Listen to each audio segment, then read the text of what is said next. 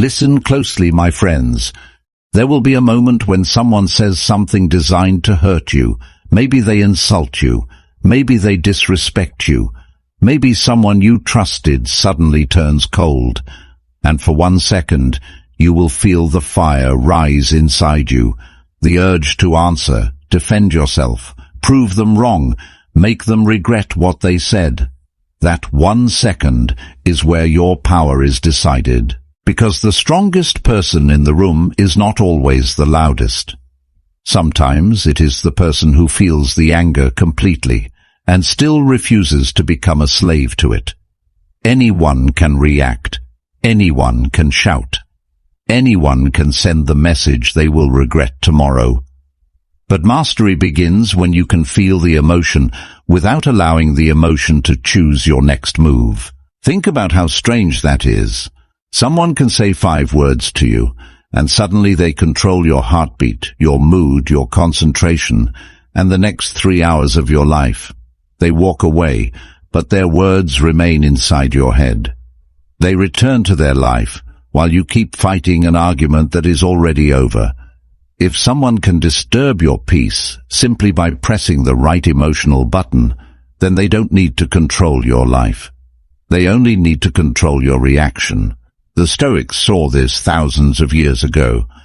Epictetus understood that events themselves do not automatically determine our inner experience.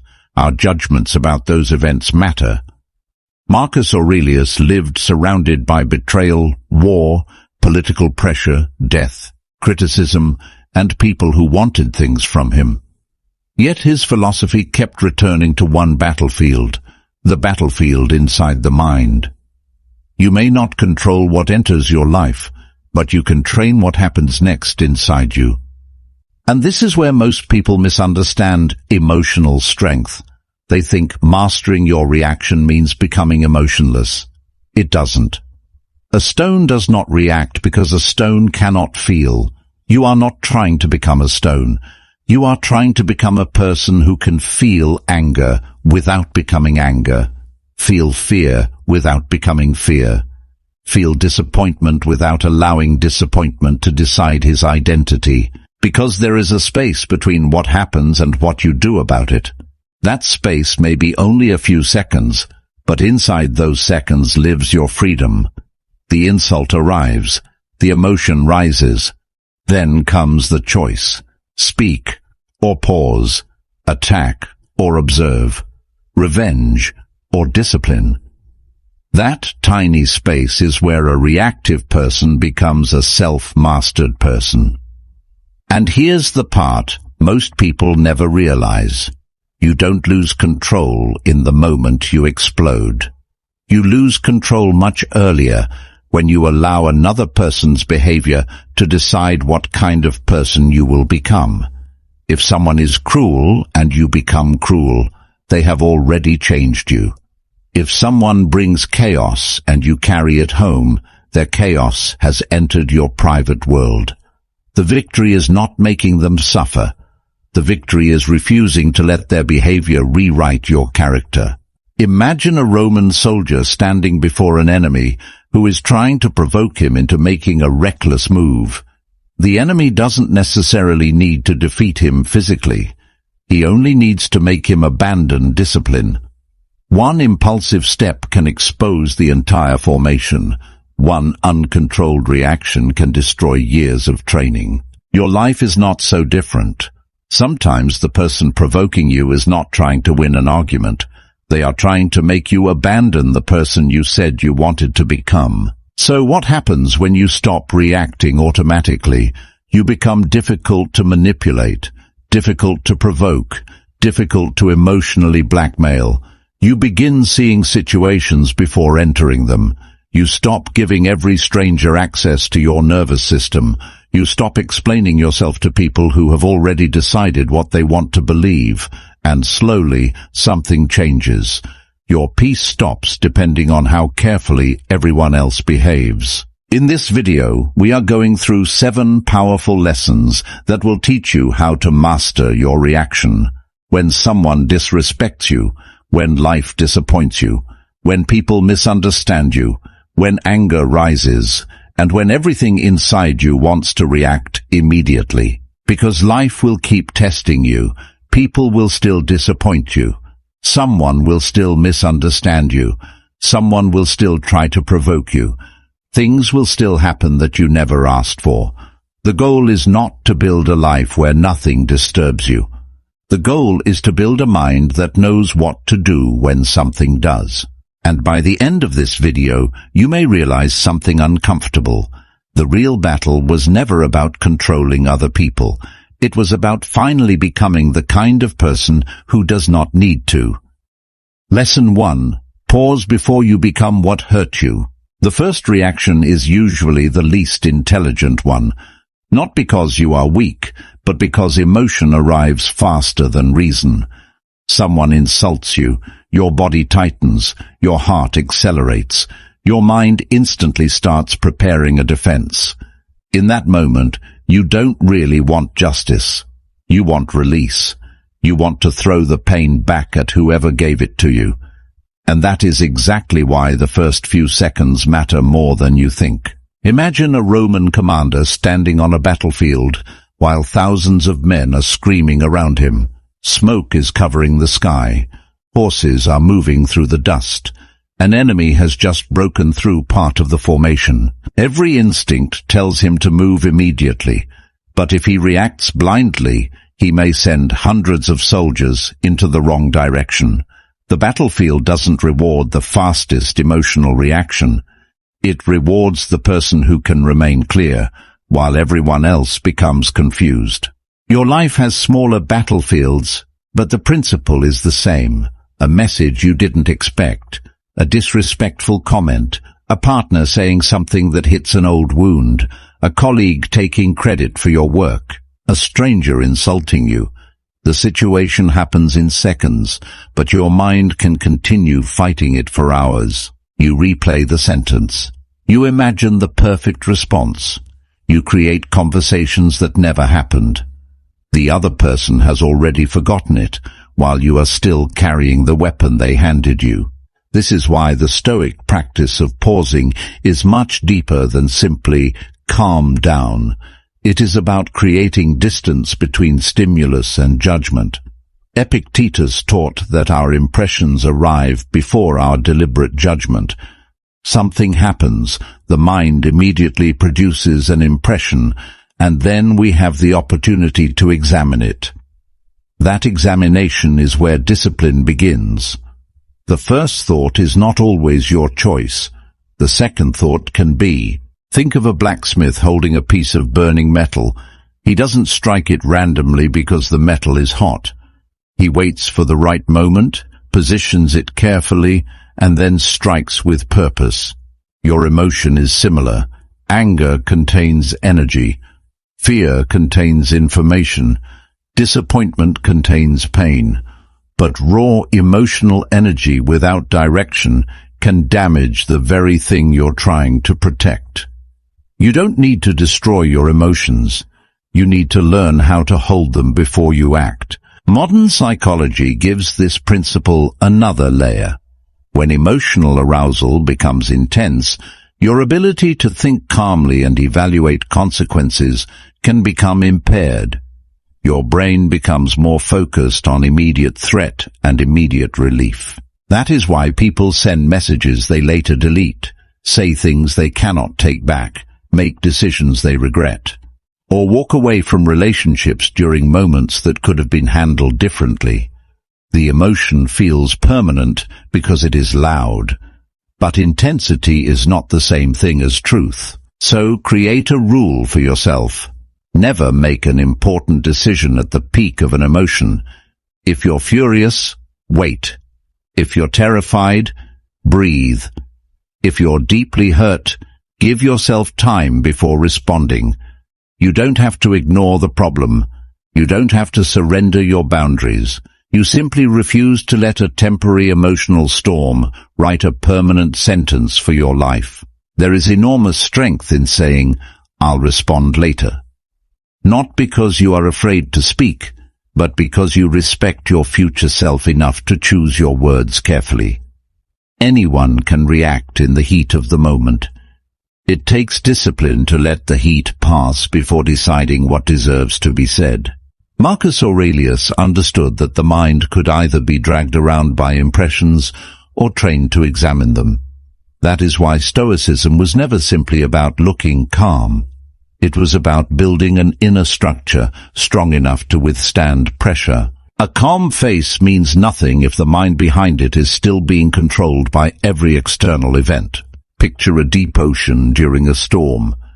The surface can be violent, waves rising, wind screaming, water crashing against everything around it.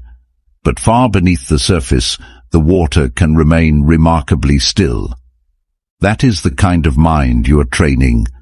Life can become loud without forcing you to become loud. Someone can lose control without taking yours away.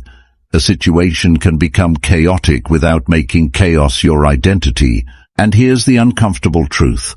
Sometimes the person who hurt you expects a reaction. They know exactly which sentence will make you angry. They know which subject will make you defensive. They know how to push the button. If you react exactly as they predicted, you have given them something more valuable than your attention. You have given them control. But when you pause, something changes. The script breaks. They expect anger, and they meet silence. They expect impulsiveness, and they meet composure. They expect you to defend your ego, and instead you examine the situation. Now you are no longer simply reacting to what happened. You are deciding what happens next. So the next time you feel that instant surge inside you, don't rush toward it. Take one breath, then another. Ask yourself, what response would I respect tomorrow? Because the strongest version of you is not the one who never feels anger. It is the one who can feel the fire and still decide where the fire goes. Pause before you become what hurt you. Lesson 2. Do not let their chaos become yours. There is a dangerous kind of weakness that looks like strength. Someone raises their voice, so you raise yours higher. Someone becomes disrespectful, so you become crueler. Someone tries to humiliate you, so you spend the night imagining how to hurt them back. It feels powerful because anger gives you energy. But there is a hidden price. The moment you allow someone else's behavior to determine your behavior, they have already taken control of you. Imagine standing beside a fire. Someone throws a burning piece of wood toward you. You have two choices. You can pick it up and throw it back, allowing the fire to continue through you, or you can let it fall to the ground. Most people never realize that emotional provocation works the same way. An insult is thrown. Anger rises. Then the person carries that anger into their home, their work, their relationships, and eventually their sleep. The person who caused the disturbance may have moved on hours ago, but their fire is still burning inside. The Stoics understood this distinction with extraordinary clarity. Epictetus repeatedly brought attention back to what belongs to us and what does not. Another person's words belong to them. Their temper belongs to them. Their insecurity belongs to them. Their cruelty belongs to them. You cannot control what another person chooses to carry, but you can decide whether you will pick it up and carry it too. You are not responsible for every emotional storm that passes near you. Think about Marcus Aurelius ruling an empire filled with people who wanted something from him. Some wanted power. Some wanted recognition. Some wanted revenge. Some would flatter him to gain influence, while others would criticize him regardless of what he did. If he allowed every person's emotional state to dictate his own, he would have become a prisoner inside his own empire. His position demanded something far more difficult than authority over others, authority over himself. And that is where most people lose their freedom. They believe another person's anger requires an angry response. They believe disrespect requires immediate retaliation. They believe being misunderstood requires an explanation. They believe someone else's bad mood must somehow become their bad mood. But why? Why should another person's lack of self-control become evidence of your lack of self-control? Modern psychology gives us another reason this matters. Emotions are contagious. Human beings constantly read facial expressions, tone of voice, posture and behavior, often without consciously realizing it. When someone enters a room furious, you can feel the atmosphere change before they explain anything. But emotional contagion does not mean you have no choice. Awareness creates distance. You can recognize the emotion without automatically absorbing it. You can witness the storm without becoming the storm. This is especially important with people who know exactly how to provoke you. They have learned your triggers. They know which subject makes you defensive. They know which accusation makes you angry. They know which silence makes you anxious. And sometimes, consciously or unconsciously, they use those triggers because your reaction gives them a sense of power. If you respond exactly as expected, you reinforce the pattern. Your reaction becomes their remote control. But imagine what happens when the pattern suddenly breaks. They raise their voice, and you lower yours. They insult you, and you don't rush to prove yourself. They try to drag you into an argument, and you simply say, "I understand what you're saying," and refuse to participate in the chaos. This isn't weakness, it is psychological independence. You are telling the situation, "You can exist around me without determining who I become." There is a difference between calmness and passivity. Stoicism does not tell you to tolerate abuse, accept disrespect, or remain silent when a boundary must be enforced. Sometimes the strongest response is to leave. Sometimes it is to say no. Sometimes it is to confront the problem directly. Sometimes it is to end access to you. The Stoic question is not, "How can I avoid responding?" It is, "What response serves reason rather than impulse?" Picture a mountain during a storm. Lightning strikes around it. Rain beats against its surface. Winds scream across its peak. The mountain does not need to chase the storm away to remain a mountain. It does not argue with the wind. It does not become smaller because the sky becomes violent. It simply remains rooted. Your goal is not to become emotionally numb like stone. Your goal is to become rooted enough that another person's emotional weather cannot constantly rearrange your inner world. So the next time someone brings chaos toward you, notice the moment when your body wants to immediately answer. Notice the heat in your chest. Notice the urge to defend yourself. Then ask one question. Is this emotion mine, or did I just pick it up? That question can create the distance you need, because not every battle deserves your blood. Not every insult deserves your voice. Not every person's chaos deserves a room inside your mind. Master your reaction, and you stop giving other people the power to decide who you become. Lesson 3. Separate what happened from what you assume. One of the most dangerous things about your mind is that it can turn a simple event into an entire story. Someone doesn't reply to your message, and suddenly you decide they don't respect you. Someone walks past you without saying hello, and your mind whispers that they dislike you. Someone gives you a short answer, and you spend the next hour wondering what you did wrong. The event lasted 5 seconds. Your interpretation can last 5 hours. This is where mastering your reaction becomes much deeper than simply staying calm. You have to learn the difference between what actually happened and what your mind added afterward. The Stoics understood that an impression is not automatically a fact. Something appears before your mind, but you still have the responsibility to examine it before giving it the power to control you.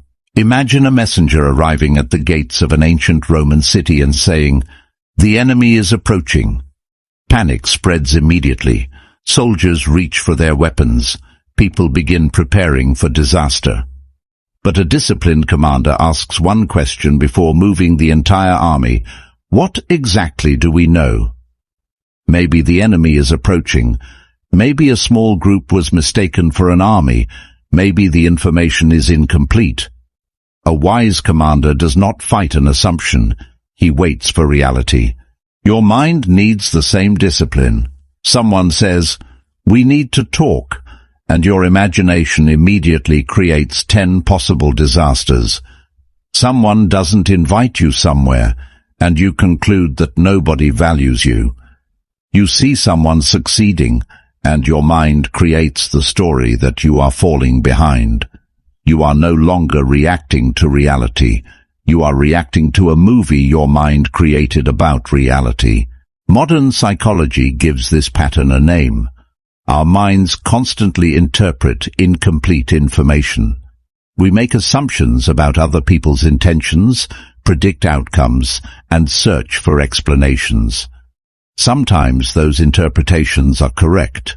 Sometimes they are completely wrong. The danger begins when you treat an interpretation as if it were evidence. A thought can feel convincing without being true. Think about a shadow on a wall at night. From a distance, it can look like a person standing in the room. Your heart reacts before you investigate. Then you turn on the light and discover it was only a coat hanging from a chair. The fear was real, but the threat wasn't. Your emotional reaction doesn't prove that your interpretation was accurate. Emotion tells you what you feel, not necessarily what is true. This is why Epictetus placed so much importance on examining impressions. Before saying, "They disrespected me," ask, "What exactly did they do?" Before saying, "They hate me," ask, "What evidence do I actually have?" Before saying, "My life is falling apart," ask, "What specifically is happening right now?" These questions may sound simple, but they interrupt the automatic story and bring your mind back to reality. And sometimes the truth will be uncomfortable. Maybe someone really did disrespect you. Maybe someone really is treating you unfairly. But even then, separating the event from the story gives you power. You can respond to the actual behavior instead of reacting to everything your imagination has built around it. There is a huge difference between saying, "He didn't answer my message," and saying, "He ignored me because he doesn't care about me." The first is an observation. The second is a conclusion. One gives you information. The other can create anger, insecurity, resentment, and unnecessary pain. So when something triggers you, slow the process down. What happened? What am I assuming? What do I actually know? That small interrogation can save you from hundreds of emotional reactions, because sometimes the person you're angry with never intended to hurt you. Sometimes the rejection you feared never happened. Sometimes the disrespect was only a misunderstanding. And sometimes the enemy you have been fighting all day was not another person at all. It was the story your mind created when you didn't have all the facts. Master your reaction by mastering your interpretation. Do not let an assumption become an emotion, and do not let an emotion become a decision. Lesson 4. Respond with purpose, not impulse. A reaction asks one question. How do I feel right now? A response asks a far more powerful question. What should I do now? That difference may look small, but it separates people who are controlled by emotion from people who can command themselves under pressure. Your first impulse wants relief. Your disciplined mind wants the right outcome. And those two things are often not the same. Imagine a Roman commander receiving terrible news in the middle of a campaign. Supplies are running low. Soldiers are exhausted. The enemy is moving closer. Fear spreads through the camp, and everyone looks toward the commander for a reaction. He has every reason to panic, but panic cannot solve the problem. He studies the terrain, counts what remains, considers the enemy's position, and then gives an order. He doesn't deny the danger. He refuses to let fear make the decision. That is the difference you need in your own life. When someone insults you, your impulse says, destroy them. When someone rejects you, your impulse says, prove your worth. When someone disappoints you, your impulse says, make them feel what I felt. But ask yourself what happens after the impulse gets what it wants. You win the argument and lose your peace. You prove your point and damage the relationship. You send the message and spend the next morning wishing you could take it back. Immediate emotional relief can create long-term consequences. The Stoics understood that reason was not the enemy of emotion. Reason was the force that could give emotion direction. Marcus Aurelius repeatedly reminded himself to return to the task in front of him instead of being dragged around by impressions. He was not trying to eliminate every emotion. He was training himself not to become its servant.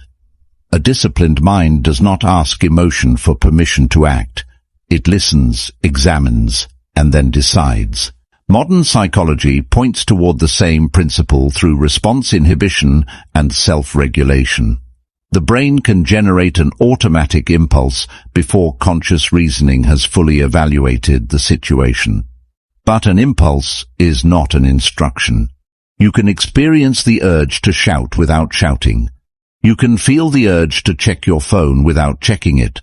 You can feel the urge to retaliate without retaliating. The feeling can arrive without receiving authority. Think of a skilled archer. When the wind changes, he doesn't throw the bow down in frustration. He doesn't shoot blindly because he is impatient. He adjusts his aim. He waits for the right moment. Then he releases. Your emotions are like the wind. You cannot always stop them from moving through you, but you can learn how to adjust your aim before you act. This becomes especially important when someone is deliberately trying to provoke you. Some people don't actually want a solution. They want a reaction. They want you angry because your anger makes you easier to predict. Once you become predictable, they know which button to press. But imagine pressing a button that no longer produces the expected result. That is where emotional independence begins. Someone raises their voice, and you lower yours. Someone insults you, and instead of defending your ego, you ask whether their words contain anything useful. Someone tries to drag you into an argument, and you calmly decide whether the conversation deserves your energy. You are not surrendering, you are choosing the battlefield. And sometimes the most powerful move is refusing to enter a battle that exists only because someone else wants you inside it. This does not mean becoming passive. A purposeful response can be extremely firm. You can say, "Do not speak to me that way." You can leave. You can create distance. You can end a relationship. You can report harmful behavior. You can protect yourself. The difference is that your action comes from judgment, not emotional explosion. Anger may tell you that a boundary has been crossed. Wisdom decides what the boundary should be. Think about a firefighter entering a burning building. He doesn't run in screaming at the flames. He doesn't fight the fire emotionally. He assesses the heat, finds the source, chooses the correct equipment, and acts. The danger is real, but panic would make the danger worse. Your difficult moments require the same mindset. Do not add your own chaos to the chaos already happening. So when emotion rises, create a simple mental sequence. Notice, pause, examine, choose. Notice what you're feeling without pretending it isn't there. Pause long enough to prevent the first impulse from becoming an action. Examine what actually happened and what outcome you want. Then choose the response that your future self will respect. Because every reaction is training. Every time you explode, you make exploding easier. Every time you pause, you make discipline easier. Every time you choose reason over impulse, you strengthen the identity of the person you are becoming. And one day, something that once controlled you will happen again. The insult will come. The pressure will rise. The old trigger will appear. But this time, something will be different. You will feel the reaction and still remain in command. That is not suppression. That is mastery. Lesson 5. Stop needing everyone to understand you. One of the most exhausting ways to live is constantly trying to correct the version of you that exists inside other people's minds. Someone misunderstands your intention, and you immediately feel the need to explain. Someone judges you unfairly, and you begin building your defense. Someone tells a story about you that isn't true, and suddenly your entire day becomes a courtroom where you are both the defendant and the lawyer. But there is a point where explaining yourself stops being communication and becomes emotional slavery. Imagine a philosopher standing in the middle of a crowded Roman marketplace. Hundreds of people are talking, arguing, buying, selling, judging one another. Now imagine one person pointing at him and saying something completely false. Does he stop his entire journey to convince that stranger? If he did, another person would speak tomorrow, and another the day after. He would spend his life running behind opinions that constantly change. A person who needs everyone to understand him can never walk freely. Epictetus understood something painfully simple. You cannot control another person's judgment of you. You can control your intention, your conduct, and the principles by which you live. Someone may call you arrogant when you are simply quiet. Someone may call you weak because you refuse to argue. Someone may call you selfish because you finally established a boundary. Their interpretation is not automatically your identity. This does not mean you should ignore every criticism. That would be another form of weakness.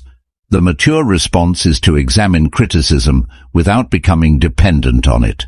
Ask, is there truth here? If there is, learn. If there isn't, release it.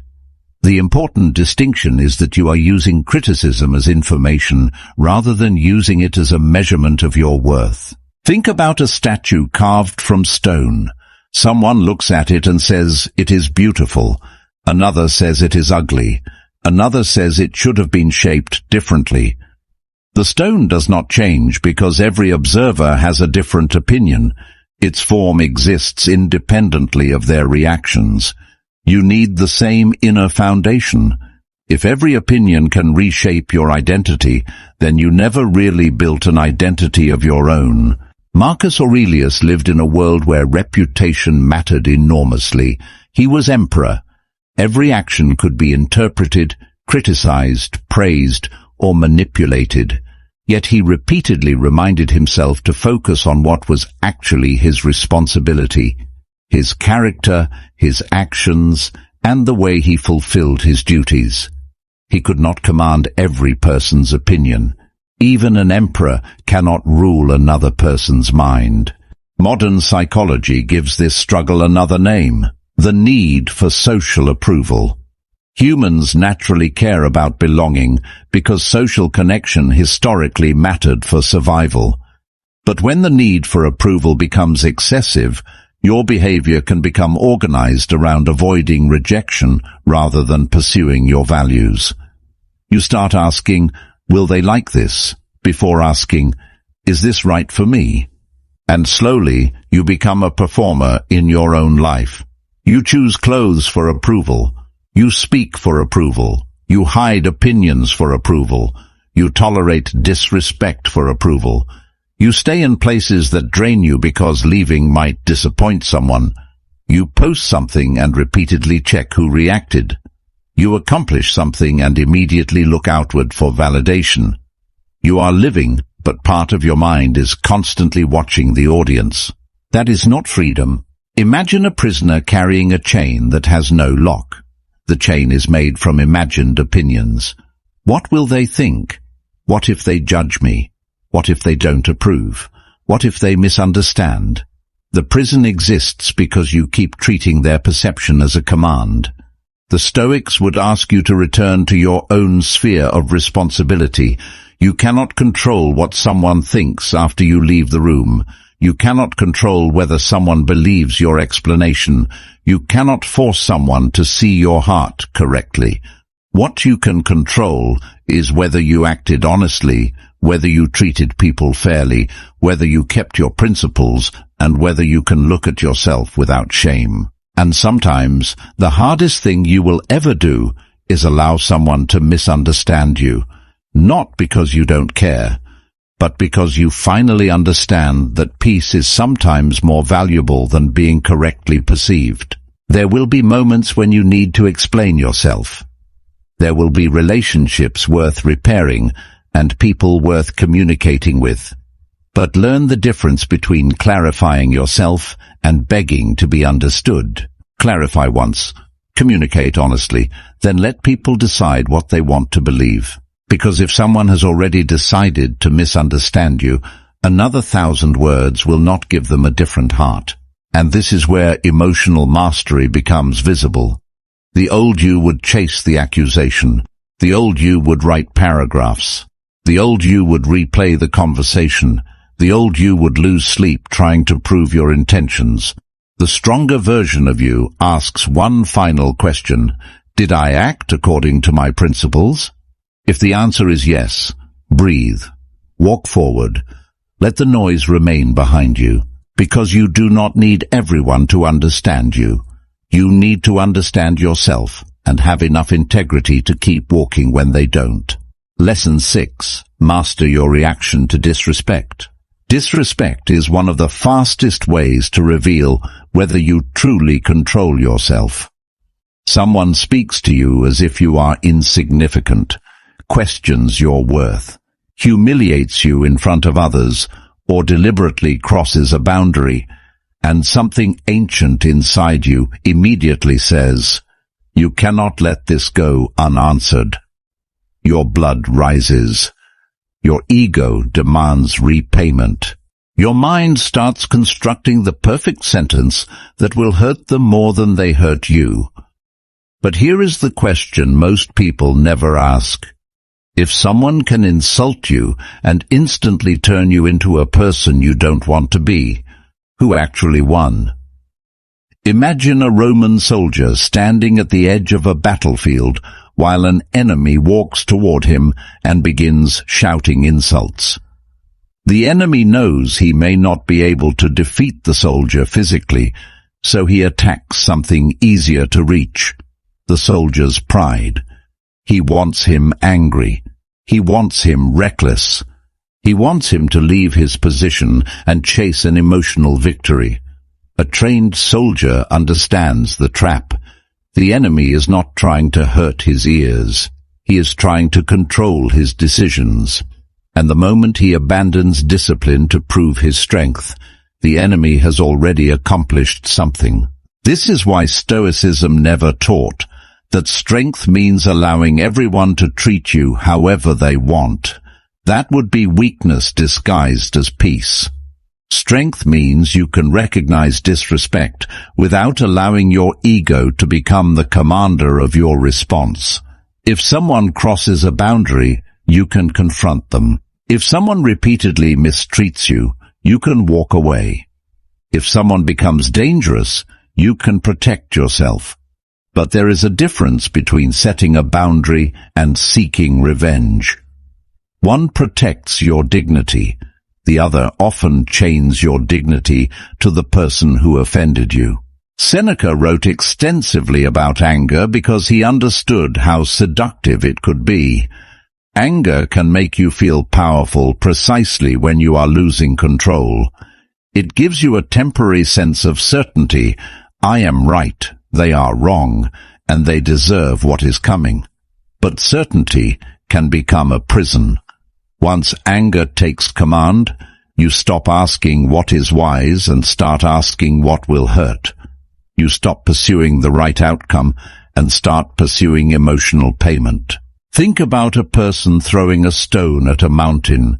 The stone hits the mountain and falls. The mountain doesn't chase it. It doesn't scream at the person. It doesn't move from its foundation to prove that it is stronger than the stone. The mountain remains where it stands. That is the kind of inner strength you need, not because you are incapable of responding, but because you are no longer desperate to prove that you can. And this matters because disrespect often attacks the ego more than it attacks reality. Someone says, "You're nothing," but their sentence does not magically change your character. Someone calls you weak. Their opinion does not remove your strength. Someone laughs at your ambition. Their laughter does not determine whether your goal is possible. The danger begins when you treat another person's judgment as if it were a verdict handed down by reality. An insult is information about what someone chose to say. It is not automatically information about who you are. Modern psychology also helps explain why public disrespect can feel so intense. Humans are deeply sensitive to social rejection and status threats. Being humiliated in front of others can activate powerful emotional and physiological responses because belonging and social standing have historically mattered for survival. That reaction is human. You don't need to feel ashamed of it. But feeling the reaction and obeying it are two different things. Your nervous system can sound the alarm without you handing it the keys to the house. Picture yourself standing in a room while someone tries to provoke you in front of everyone. They are waiting for your face to change. They are waiting for your voice to rise. They are waiting for you to prove that they found the button. But you breathe. You look at them. You answer only what deserves an answer. And if necessary, you leave. Suddenly the entire dynamic changes. You didn't surrender. You refused to perform for their expectations. That is real composure. Because the most powerful response to disrespect is not always silence, and it is not always confrontation. Sometimes it is a calm sentence. Don't speak to me that way. Sometimes it is distance. Sometimes it is ending access. Sometimes it is reporting behavior. Sometimes it is walking away without giving the person the emotional explosion they were trying to extract from you. The mature question is not, how can I make them regret disrespecting me? It is, what response protects my dignity without sacrificing my character? And remember this, revenge keeps the offender connected to you. If someone hurts you, and you spend days imagining how to hurt them back, they are still living inside your attention. They may be gone, but they still occupy your mind. You tell yourself you are punishing them, but often you are punishing yourself by continuing to carry the encounter. So when disrespect comes, don't ask only, what did they do to me? Ask, what are they trying to make me become? Because perhaps the greatest victory is not defeating the person standing in front of you. Perhaps it is refusing to become cruel because someone else was cruel. Refusing to become reckless because someone else was reckless. Refusing to become bitter because someone else tried to make you bitter. Let your boundaries be strong. Let your standards be high. But never let another person's disrespect become the author of your character. That is how you master your reaction. Not by becoming impossible to hurt, by becoming impossible to control through your pain. Lesson 7. Control what you give your attention to. Your reaction begins long before you speak. It begins with what you allow to occupy your attention. A comment you keep rereading. A person you keep checking, an argument you keep replaying, a mistake you keep punishing yourself for. These things may no longer exist in the outside world, yet you continue giving them a place inside your mind. And whatever repeatedly receives your attention eventually receives a piece of your life. Imagine a Roman soldier standing guard at the gates of an ancient city. His job is not to chase every person walking past the walls. He does not leave his post because someone shouts from a distance. He does not open the gates because someone demands his attention. His responsibility is to decide what deserves entry and what does not. Your mind needs the same discipline. Your attention is a gate, and not everything knocking deserves to come inside. Marcus Aurelius understood the value of guarding the mind. He constantly reminded himself to return to the present task, rather than allowing external noise to dominate his thoughts. Imagine being an emperor with thousands of voices competing for your attention: politicians, soldiers, enemies, citizens, family, rumors, demands. If he allowed every voice to occupy his mind equally, he would have had no mind left to govern himself, let alone an empire. The first kingdom you must learn to govern is the one behind your eyes. Modern neuroscience makes this even more important. Attention is not an unlimited resource. What you repeatedly focus on becomes easier for your brain to notice and return to. If you constantly search for criticism, you become better at finding criticism. If you repeatedly scan for rejection, neutral situations can begin to feel threatening. If you constantly consume outrage, comparison, and negativity, your mind becomes accustomed to looking for the next emotional disturbance. What you practice noticing, you become increasingly prepared to notice again. Think about a person who receives one negative comment beneath a video. There may be hundreds of people who enjoyed it, learned from it, or quietly appreciated it. But that one criticism stays in their head. They read it again. They imagine who wrote it. They construct a response. They check whether anyone agreed. Suddenly, one stranger has received more mental attention than hundreds of supportive people combined. The comment did not steal their peace. Their repeated attention gave it permission to stay. This happens everywhere. Someone posts a picture and receives one negative reaction. Someone performs well at work but becomes obsessed with one piece of criticism. Someone has a good day but spends the evening replaying one awkward conversation. Someone achieves something meaningful but immediately begins comparing themselves to somebody who has achieved more. The mind has a strange habit. It can overlook an ocean of good and stare endlessly at one drop of pain. The Stoic response is not to pretend negativity doesn't exist. It is to become selective. Ask yourself, is this useful? If the criticism contains truth, learn from it. If a problem requires action, act. If a relationship needs a conversation, have it.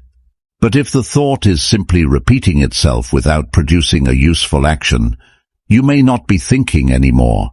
You may simply be rehearsing your suffering. There is a difference between reflection and rumination. Reflection asks, what can I learn from this? Rumination asks the same painful question repeatedly without moving toward an answer. Reflection produces wisdom. Rumination produces exhaustion. One turns pain into information. The other turns pain into a permanent residence. Imagine carrying a heavy stone in your hand. Holding it for a few seconds is easy. Holding it for an hour becomes painful. Holding it all day becomes unbearable. The stone hasn't become heavier. Your refusal to put it down has become the problem. Some thoughts work the same way. The event itself may be finished, but you keep carrying it because you believe thinking about it again will somehow change what happened. It won't. You cannot rewrite yesterday by replaying it harder. You cannot control tomorrow by worrying about it longer. And you cannot regain your peace by repeatedly staring at the thing that disturbed it. This is why mastering your reaction requires mastering your attention. When something triggers you, don't immediately feed it with more mental energy. Step back. Ask whether it deserves another minute of your life. If the answer is no, redirect yourself deliberately. Return to your work, go outside, train your body, read, create, pray or reflect. Speak to someone you trust. Do something that places your attention back into reality, because attention is not just focus. Attention is life in its most practical form. Whatever you repeatedly give it to becomes part of your experience of being alive. So stop handing your attention to people who only know how to disturb you. Stop donating hours to conversations that ended yesterday. Stop allowing strangers to occupy rooms in your mind that you don't even let people you love enter. And most importantly, stop confusing obsessing over something with controlling it. You don't regain control by staring at the problem forever. Sometimes you regain control by turning your eyes away. The world will always have noise. People will always have opinions. Problems will always knock. But you get to decide which doors open. Guard your attention, and you begin to guard your reactions. Guard your reactions, and you begin to reclaim your life. Mastering your reaction doesn't mean becoming emotionless. It means becoming strong enough to feel anger without becoming anger, feel pain without becoming bitter, and face disrespect without surrendering your character. In these 7 lessons, we learn to pause before reacting, refuse to absorb other people's chaos, separate facts from assumptions, respond with purpose, stop needing everyone's approval, remain composed when disrespected, and protect the attention that shapes your mind. Life will keep testing you. People will still provoke you. Unexpected things will still happen. But you no longer have to give every event permission to control who you become. The next time your emotions rise, remember this. You don't control the first feeling, but you can control what you do with it. If this video gave you a new perspective, like the video, subscribe to the channel, and share it with someone who needs to master their reactions. And in the comments, tell me, which of these 7 lessons do you need to work on the most? Because the ultimate form of strength is not controlling the world around you. It's remaining in control of yourself when the world tries to pull you apart.